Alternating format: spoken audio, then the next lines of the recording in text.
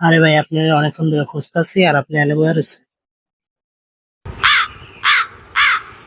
আরে ভাই, আপনার মন খারাপ কেন? চুপচাপ করে বসে আছেন, কিছু তো বলেন। কখনো কারো উপকার করবি না? কে ভাই, কি হইছে? উপকারের কথা কেউ মনে রাখে না, সবাই স্বার্থের জন্য আসে, স্বার্থ শেষ হলে সবাই চলে যায়। কেন ভাই হঠাৎ এই কথা বললেন? দেখ, একটা সময় প্রিন্স মামুন আর অপু, ওকে ফোন ছিল না, তখন ওকে আমি নিজের টাকা দিয়ে ফোন কিনা দিছি। আর এখন ওরা সেলিব্রিটি হয়ে গেছে, এখন আমারে চিনে না। ধর্মিয়া কি কর উল্টা পাল্টা, আপনার মাথা ঠিক আছে? শোন, একটা সময় প্রিন্স মামুন আর অপুর বেস্ট ফ্রেন্ড ছিলাম আমি, আর এখন ওরা সেলিব্রিটি হয়ে গেছে। ওরা ভিডিও করতে পারতো না, ওরা ভিডিও করা শিখাইছি আমি। অনলাইন জগৎটারই ওরে চিনাইলাম আমি, আর এখন ওরা আমারে চিনে না।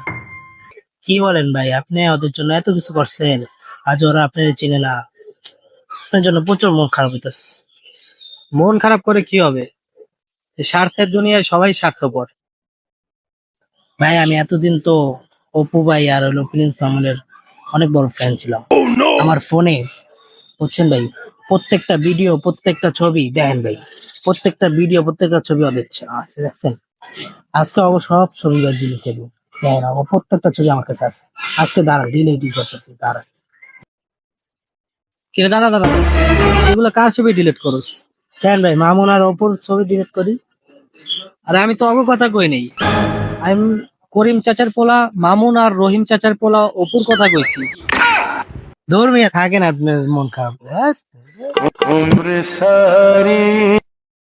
কি ব্যাপার, কিছুই তো বুঝলাম না।